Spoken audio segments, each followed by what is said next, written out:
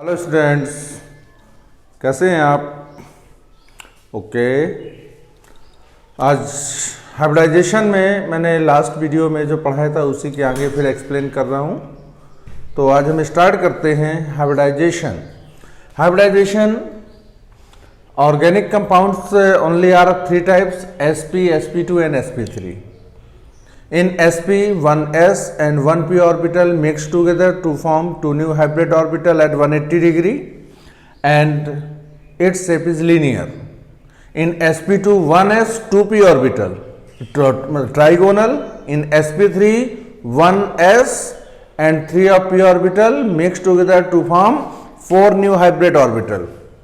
Four new hybrid orbital at 109 degree 28 minutes. It's adopt the geometry is tetrahedral. ये हम पहले video में पढ़ चुके थे। अब उसी के आगे आते हैं sp3d। तो 1s orbital, 3p orbital and 1d orbital dz square, मतलब combine or mix together to form 5 new hybrid orbital of equivalent energy. Out of 5 sp3d hybrid orbital, 3 is coplanar at 120 degree and 2 perpendicular to this plane at 90 degree। तो यहां पे जो PCl5 का हम दे रहे हैं, तो फास्फोरस है 5 वैलेंस इलेक्ट्रॉन। तो एक्साइटेड स्टेट में जब हम देखेंगे तो 3s electron promoted to 3d orbitals, तो sp3d हाइब्रिडाइजेशन होगा। इन sp3d हाइब्रिडाइजेशन तो 3 is coplanar, ये जो तीन जो होंगे एक ही प्लेन में होगा और इनके बीच जो बॉन्ड एंगल होगा वो 120 का होगा। 2 परपेंडिकुलर, तो परपेंडिकुलर में जो बॉन्ड एंगल होगा वो 90 डिग्री का होगा। यहां पे जो एक ही प्लेन में होते हैं इनको बोलते हैं इक्वेटोरियल, इक्वेटोरियल, और इनको बोलते हैं एक्सियल बॉन्ड। तो axial bond are longer than equatorial bonds, क्योंकि यहां पे एक्सियल पोजीशन पे रिपल्सन ज्यादा होता है और इक्वेटोरियल पे रिपल्सन कम होता है। ठीक है, तो इसीलिए आपके जो एक्सियल बॉन्ड होते हैं वो लॉन्गर हो जाते हैं। sp3d में 3 पे 120 डिग्री है और 2 पे 90 डिग्री है। अब हम बात करेंगे sp3d2। इसमें देखिए 1s orbital, 3p orbital and 2d orbital mix together. 2d orbital कौन कौन से पार्टिसिपेट होंगे? dx square minus Y square dz square. तो ये जब कंबाइन होंगे तो 6 new sp3d2 hybrid orbitals are formed. तो out of 6, 4 coplanar at 90 degree and 2 perpendicular to this plane also 90 degree, तो all the bond angle in 90 degree and adopt the geometry is octahedral। तो ये देखिए 4 आपके coplanar हैं और 2 perpendiculars हैं। इसमें sulphur hexafluoride, it is the example of sp3d2। Next आता है हमारा sp3d3। sp3d3 इसमें देखेंगे 1s orbital, 3p orbital and 3d orbital, तो 3, 3, 6, 1, 7। तो यहां पे देखिए sp3d3 हाइब्रिडाइजेशन हो गया। 7 new hybrid orbitals of equivalent energy is formed out of 7। तो 5 is coplanar at 72 degree and 2 perpendicular to this plane 90 degree. इसका शेप जो हो जाएगा वो होगा पेंटागोनल बाइपिरामिडल। तो देखिए यहाँ पे 5 जो हैं, तो ये जो मैंने पेंटागोनल का शेप बनाया हुआ है तो ये एक ही प्लेन में है और 2 इसके परपेंडिकुलर्स हैं। तो यहाँ पे हमें सबका शेप पता चल गया है। sp का shape linear, sp2 trigonal planar, sp3 tetrahedral, sp3d trigonal bipyramidal, sp3d2 octahedral and sp3d3 pentagonal bipyramidal. इतने शेप हमें क्लियर हो गए हैं। अब यहां पे अगर loan pair of electron central atom पे लोन पेयर ऑफ इलेक्ट्रॉन नहीं है तो इसकी ये रेगुलर ज्योमेट्री होगी, और अगर लोन पेयर इलेक्ट्रॉन है सेंट्रल एटम पे तो यही ज्योमेट्री आपकी डिस्टॉर्टेड हो जाएगी। ठीक है, अब इसी के आगे देखते हैं कि अगर हमें हाइब्रिडाइजेशन डायरेक्ट निकालना है तो हम एक फार्मूले का यूज कर सकते हैं, नंबर ऑफ सिग्मा बॉन्ड से निकाल सकते हैं। तो 2-3 ट्रिक यूज करते हैं। जैसे अभी हमें फार्मूला यूज करना है, फार्मूला यूज करते हैं V+SA फॉर न्यूट्रल मॉलिक्यूल्स, जिनमें मतलब carry no charge. For neutral molecules के लिए इस फार्मूले को यूज कर देंगे। जैसे है PCl5 है सपोज दैट, अभी हमने देखा था कि PCl5 में sp3d हाइब्रिडाइजेशन है, लेकिन अब फार्मूले से निकालना है। तो देखिए 1/2 तो फास्फोरस सेंट्रल एटम हो गया, बैलेंस इलेक्ट्रॉन 5 होते हैं, इसके सराउंडेड कितने एटम्स हैं 5, तो 5 + 5 10/2, 10/2 दैट इज 5, और 5 मींस sp3d हाइब्रिडाइजेशन। जैसे सेकेंड एग्जाम्पल लेते हैं हम XeF2 जेनान डाइफ्लोराइड, तो यहां पे हो जाएगा 1/2 जेनान एटम है 8 valence electron and surrounding atoms 2, तो 10/2 मींस 5 sp3d हाइब्रिडाइजेशन। तो आप न्यूट्रल मॉलिक्यूल्स में तो हम इस तरह निकाल सकते हैं। अगर कोई आयंस है, आयंस के लिए थोड़ा सा फार्मूला चेंज कर देते हैं, 1/2 B+SA और यहां +- C मीन्स यहां पे चार्ज है। अगर कैटायन है तो माइनस हो जाएगा, एनायन है तो ऐड हो जाएगा, और ऑक्सीजन एटम है तो उसको काउंट नहीं करेंगे सराउंडेड एटम्स में। Oxygen atom are not counted in surrounded atom but counted in central atom. देखिए तो 1/2 सेंट्रल एटम कार्बन हो गया, कार्बन 4 वैलेंस इलेक्ट्रॉन, इसमें सराउंडिंग्स हमें काउंट नहीं करने हैं, और इस पे चार्ज नेगेटिव है तो ऐड हो जाएगा, तो 4 + 2 6/2 that is 3 means sp2 hybridisation. इस आधार पे और भी कोई भी फार्मूला हम यूज कर सकते हैं, कोई भी फार्मूला यूज करना हो, इससे आप हाइब्रिडाइजेशन निकाल सकते हैं।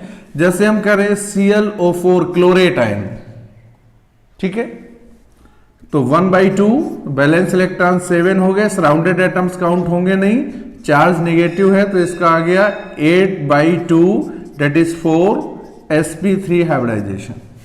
हमें कहीं कोई प्रॉब्लम नहीं है। जैसे सल्फर हेक्साफ्लोराइड है, सेंट्रल एटम सल्फर हो गया, 6 बैलेंस इलेक्ट्रॉन, सराउंडेड एटम 6 हो गए, कोई चार्ज नहीं है, न्यूट्रल मॉलिक्यूल्स है, 12/2, तो यहां पे हो गया sp3d2, क्योंकि कितना आया 6 के लिए sp3d2। तो इसमें अगर हमारी x की वैल्यू, तो value of x is come to be 2 3 4 5 6 7, 2 है sp होगा, 3 है sp2 होगा, 4 sp3 होगा, 5 sp3d होगा, और 6 sp3d2 होगा, और 7 sp3d3 होगा। इससे हम x की वैल्यू से पता कर सकते हैं। अगर x की वैल्यू 4 आ रही तो sp3 हो सकता है या dsp2 हो सकता है, sp3 tetrahedral, dsp2 square planar. इससे भी नहीं है तो हम नंबर ऑफ सिग्मा बॉन्ड से भी निकाल सकते हैं। देखिए नंबर ऑफ सिग्मा बॉन्ड से कैसे कैलकुलेट करेंगे, जैसे BeCl2 है तो यहां पे नंबर ऑफ सिग्मा बॉन्ड्स कितने हो गए 2 सिग्मा है तो sp हाइब्रिडाइजेशन हो गया, मींस इसके सेंट्रल एटम पे sp हाइब्रिडाइजेशन होगा। तो बेरिलियम पे देखिए sp हाइब्रिड ऑर्बिटल का आपने शेप बना दिया, ये बेरिलियम हो गया, और क्लोरीन में 3p5 होता है, 1 हाफ फिल्ड एटॉमिक ऑर्बिटल्स है, यहां क्लोरीन हो गया, और इसका शेप आपका लीनियर हो गया, sp हाइब्रिडाइजेशन है, बॉन्ड एंगल 180 हो गया। तो इस आधार पे आप डायरेक्ट सिग्मा से भी निकाल सकते हैं। BCl3 की बात करते हैं तो टोटल सिग्मा काउंट कर लीजिए कितना हो गया 3, टोटल सिग्मा 3 है तो sp2 हाइब्रिडाइजेशन हो गया, और sp2 हाइब्रिडाइजेशन का शेप ट्राइगोनल होता है। SiCl4 लिखा हुआ है तो देखिए Si4 बैलेंस इलेक्ट्रॉन, यहां क्लोरीन 4 सिंगल बॉन्ड फॉर्म कर लेगा, तो यहां पे भी 4 सिग्मा हो गया, और जब 4 सिग्मा होगा तो यहां पे sp3 हाइब्रिडाइजेशन हो जाएगा। तो डायरेक्ट सिग्मा बॉन्ड से भी निकाल सकते हैं। अगर सपोज करिए डबल बॉन्ड आ गया तब क्या करेंगे, XeO3 की बात करते हैं। किसकी बात करते हैं, XeO3 जेनान trioxide, जेनान trioxide structure use करेंगे। यहां चूंकि जेनान है 8 बैलेंस इलेक्ट्रॉन और 6 electron of xenon are used by oxygen atom and forming double bond. तो देखिए 2 to 4 to 6 इलेक्ट्रॉन हो गए। अब यहाँ पे चाहे डबल बॉन्ड हो, ट्रिपल बॉन्ड हो, सिंगल बॉन्ड हो, सिग्मा सब में होता है। और यहाँ एक इलेक्ट्रॉन पेयर को भी एक सिग्मा के इक्विवेलेंट मान लिया जाता है। तो यहाँ पे टोटल सिग्मा कितने हो गए 4। तो 4 sigma means electron pair direct निकाल लेते हैं कि 3 बॉन्ड पेयर हो गए, इनको बोलेंगे बॉन्ड पेयर और इसको बोलेंगे लोन पेयर, 1 लोन पेयर। तो इलेक्ट्रॉन पेयर टोटल कितने हो गए 4 इलेक्ट्रॉन पेयर का मतलब होगा 4 sigma means sp3 hybridization. Carbonate के आयन, जैसे कार्बोनेट आयन है, हम डायरेक्ट स्ट्रक्चर लुईस स्ट्रक्चर से निकालना वो चाहते हैं तो भी निकाल सकते हैं। तो यहाँ पे 2 नेगेटिव चार्ज है, तो देखिए टोटल सिग्मा कितना हो गया 3 और 3 टोटल सिग्मा है, तो हाइब्रिडाइजेशन हो गया sp2। तो फार्मूले से भी निकाल सकते हैं, सिग्मा बॉन्ड से भी निकाल सकते हैं, और सेंट्रल एटम पे लोन पेयर है तो भी काउंट करके निकाल सकते हैं। और देख लीजिएगा, एक दो एग्जाम्पल क्लियर हो जाएगा पूरा। और इस ट्रिक से कोई भी कंपाउंड्स हो, आयन हो, हम हाइब्रिडाइजेशन के टाइप का पता कर सकते हैं। Find out the hybridization in a molecule in central atom.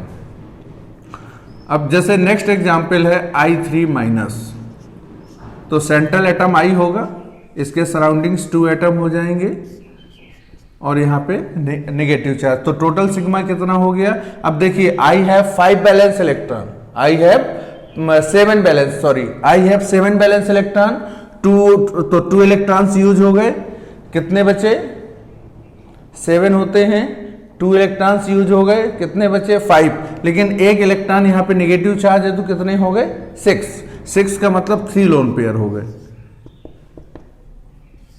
तो 3 लोन पेयर होने के बाद इसमें आपके 2 तो ये आपके बॉन्ड पेयर हो गए और 3 आपके जो लोन पेयर हो गए।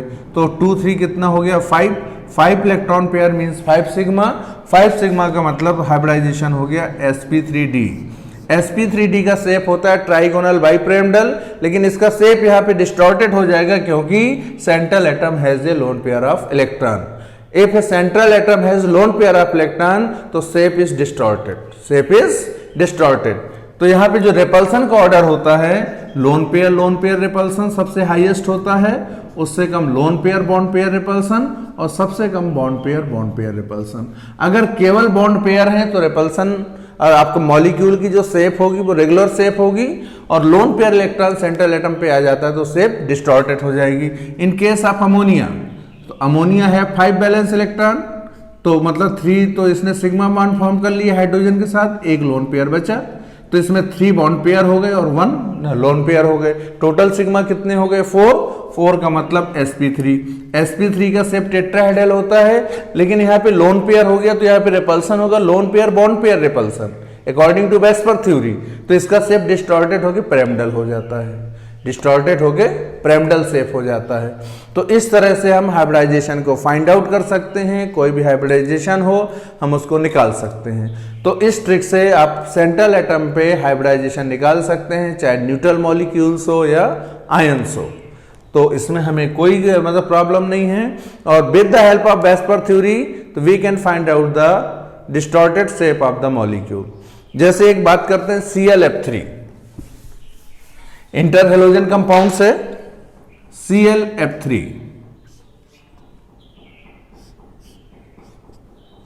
तो क्लोरीन है 7 बैलेंस इलेक्ट्रॉन, तो यहां पे हमने 2 लोन पेयर बना दिए। अब ये जो मैंने लोन पेयर बनाए हैं ये एक्सियल पोजीशन पे हैं।